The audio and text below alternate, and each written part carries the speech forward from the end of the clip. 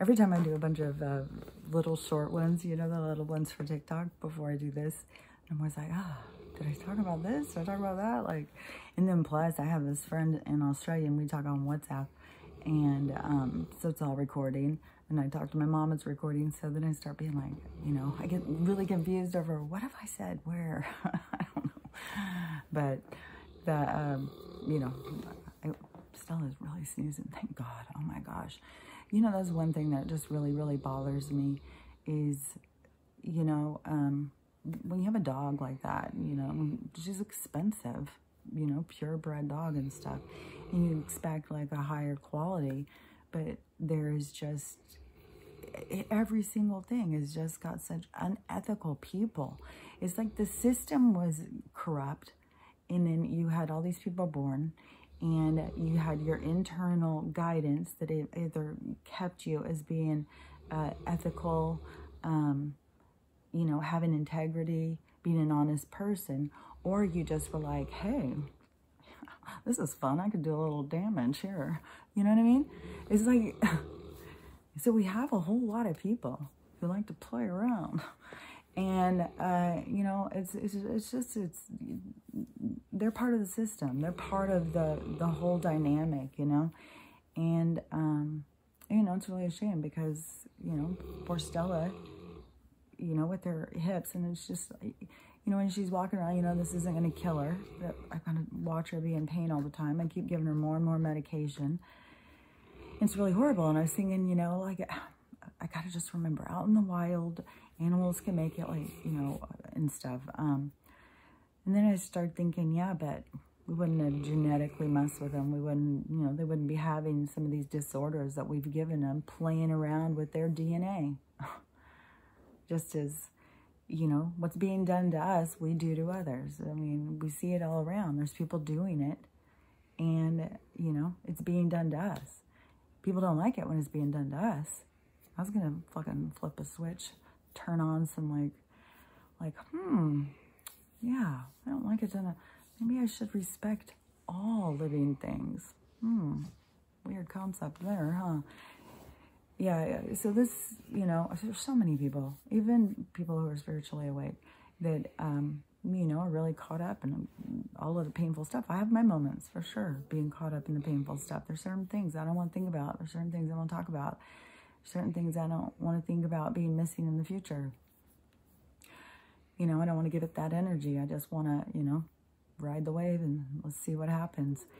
And, but there's a lot that just, they think that we're going to Armageddon, you know, like the timeline could switch all of a sudden, like, it's not going to go to the age of Aquarius. It's like a bulb. It's going to double back on us. We're going to Armageddon, 100%. No, we're not going to Armageddon. That's the end of this age. It's the purge of this heavy, dark, dense energy that has been corrupting our lives. It's the purge of that. We are going through a purge. They want a different kind of purge. And they're going to go for it, you know. I mean, there's so much stuff coming out. You know, they're going to do whatever they can, because there's some big stuff they don't want to come out. So, yeah, we're about to be hit hard, but, you know, no matter what, it's the end of their time. So, you know, that's exciting. It is, you know, the Mayan calendar thing about the end of time. It is the end of time. It's the end of that time period, that age. It's the end of it. Now, that's probably when the transition started. There was a lot of people who were waking up before that, but there was a huge awakening that occurred after that, where people started just noticing things and realizing things, and things seemed a little off. So that's the end of that time. But there's so many people who get caught up. It's the end of time. It's the end of times. It's, you know, but words are always manipulated, you know, and that's how we get all screwed up. But we can't veer off of this now. We're here for this. This is the trajectory. This is the timeline we're on. There's no getting off of it. Like, I mean, you could get off of it like that lady on TikTok. I asked her if I could share her story. I just find it fascinating.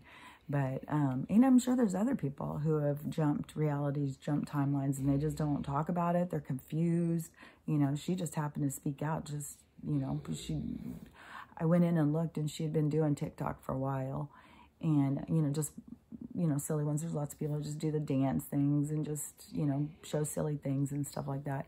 So she was doing that, and then she just ran across that one where tell something that nobody would believe. And she told her story, and it was like, when she is getting attacked by, of course, there's tons of people who don't believe in anything. They don't believe in anything unless it's on the fucking, comes out of the government's mouth. You know, they can't see past what they're told. You know, that's part of consciousness having to realize itself. I mean, there's a lot of consciousness that's here in toddler phase, it seems, maybe infancy, you know, but this is still, it's a pivotal time because it's a level up for them as well. It's level up for everybody. Yeah, this is a bridge to outside of the three-dimensional, but you also have to realize where you're at so that you can leave it. But there's a lot of people that are so tied in. They just are like, no, this is home. This is where I belong. God, I'm glad when I came into this place, from the time first thoughts that I could remember having, I was like, what the hell is this place? What am I doing here? I do not belong here. Every single time people would open their mouth and say things, I would just be like, what? Oh my God.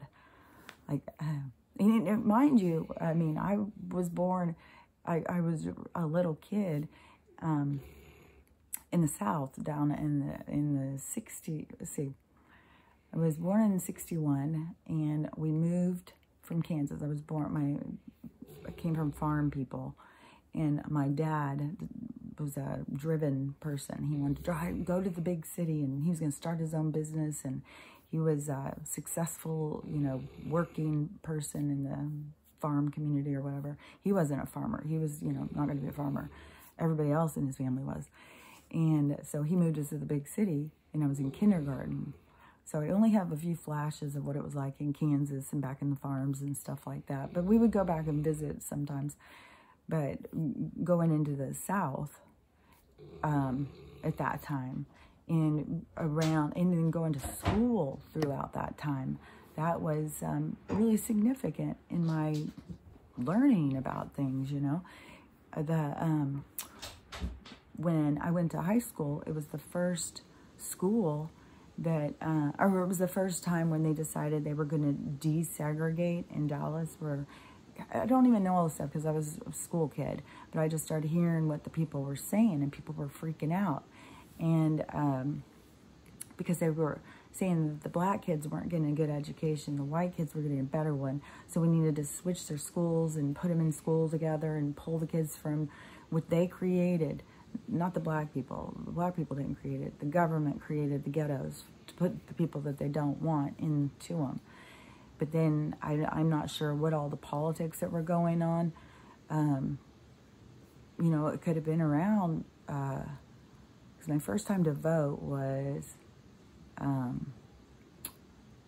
Carter. That was when I was 18. And then, so I'm not sure what was going on politically and stuff, you know, to have this stuff go on.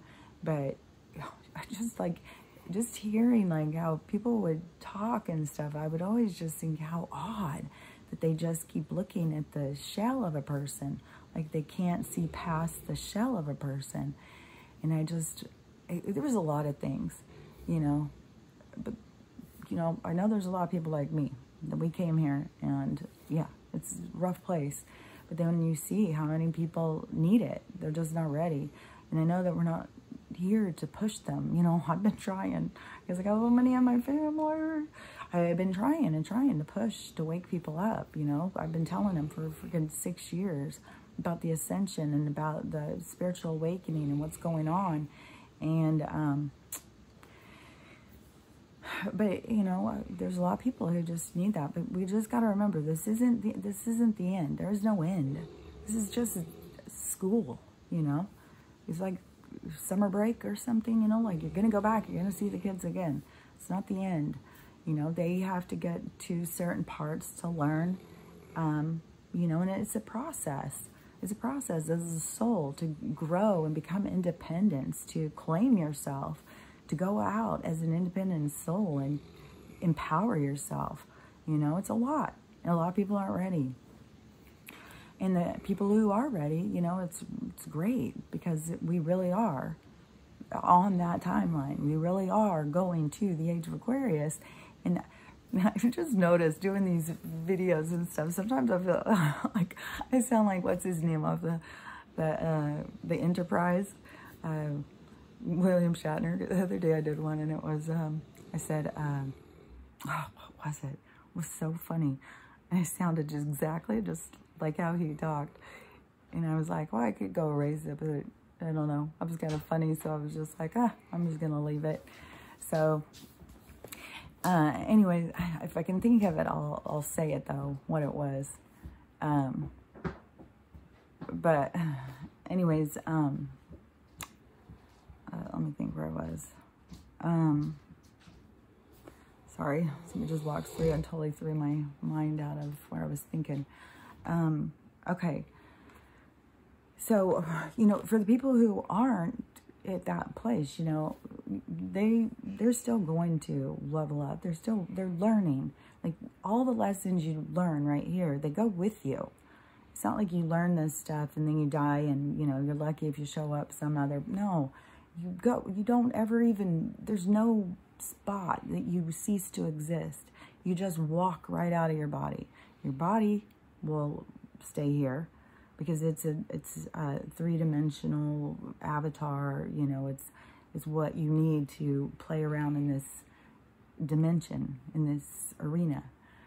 But when your body dies, you just keep on walking. Some people, I mean, that's why you got ghosts. Some people don't even know. They just keep on going. Keep on doing what they're doing. Don't even think about it. And, you know, there's probably freaking farmers all over the fields of America who just were working and died and just kept on walking. And they've probably been out there just farming away for hundreds of years, you know, just out there working. Probably, you know, soldiers still out there fighting that, you know, they didn't even know that it ended. They're so caught in that reality, because reality is what you make. So, yeah, the souls that are going to be more, I mean, it is worrisome that they can be trapped in the reincarnation cycle. That's worrisome, you know, because they just keep getting put back in when that's not, the sovereign soul doesn't have to do that. Sovereign soul can go choose their own incarnations, you know. So what this system is going here is, you know, it's an enslavement system. So they do have these people really locked in, but there's only, you know, so much that each of us can do. Each person has to, you know, realize it on their own. They have to start questioning their reality. They have to start looking at things through new lenses and having a deeper understanding of what's going on. And, you know, and it's always about that connection, that mind, body, soul, that connection, your inner self that gives guidance. And, you know, it's all about the healing. When you can do your healing, it tears down the walls that you've built around your soul. Like, from the moment you're born, you start having, you know, situations happen. You start, you know, protecting your soul. You start building walls. You know, it's a sweet little being in there. And, you know, that's why when people go and do their child work or whatever it's called, you know, it's a sweet little child. Nobody saw this beautiful little person, you know, but you spend all of your time putting walls around it. So, you know, as you grow up, you know, nobody can hurt it. It's safe and protected. But then, you know, you can't hear it. So you can be misled.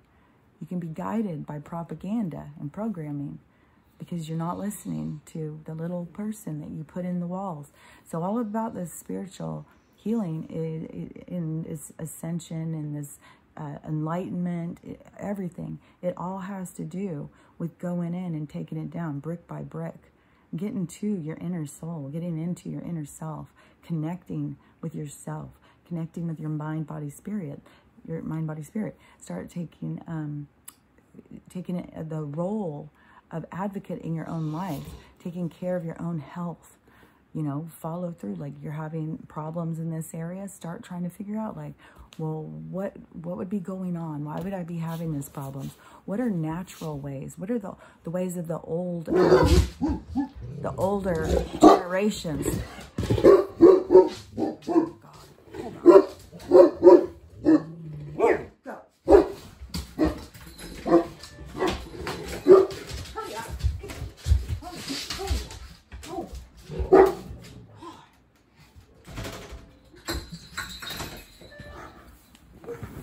Oh, that drives me crazy.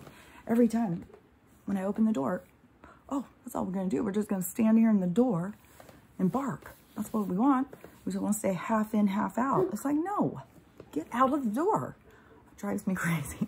That is really one of my things that really gets me going with the dogs. It's like, oh. And they think I'm the doorman anyways. It's just in and out, in and out, in and out. So anyways, it is, you know, tearing it down brick by brick, the walls that you've surrounded yourself with. And when you do start connecting and you do start, you know, claiming your own health, claiming your own emotional state, you know, really, there's just so many ways that they've got people trapped in the system, you know, and it's going to be individual for each person, but every single way that you can do to tear down those little bricks and get through to yourself, that is where you're going to start finding your truth and the truth to who you are, and follow your inner guidance, not because somebody tells you. How many people are destroying their health to be dutiful people by putting these things on, and they are getting so many problems all day long, you know. You have got to listen to your body. You've got to, you know, if you've got issues going on in there, you know, oh, that's what I was saying about go in and start looking up before they had Western medicine, before they had big pharma. There was ways that people took care of their health. Go in and start looking. Eastern medicine has a lot more natural remedies. Go in and start looking about that. You know, that is, start taking care of your body like it matters, like it's important to you. You know, don't put it off on someone else. Don't take the quick fix, the easy pill, you know, because it's not doing anything but making you worse. So, yeah, for all of the people who are into this enlightenment, who are excited about ascension, who are sick of this, you know, the three-dimensional reincarnation, want to break free from this and move out of that arena into a new one. That's what this process is all out here for you. It's all, each person, like anybody who has gone through their healing can sit and tell you. There, it is your own individual healing. There's no quick fix. There's no jump from, you know, A to D. You have to process. You have to go through it. You have to feel the pain. That's how you learn. And that's why all of this stuff is happening right now. The universe is showing you, is giving you this opportunity to heal, because it's going to give you this opportunity to ascend. So, you know, that's what everything is about right now. And, you know, everybody is held down by the chains that they have allowed themselves to be bound down to. So it's up to each individual to start pulling those chains, pulling free from their system, and recognizing yourself as a sovereign being, as an independent soul that is eternal, that they cannot harm, they cannot trick, they cannot make you believe that they can do something to hurt you or take something away from you. It's impossible. It's all manipulation. It's all mind control.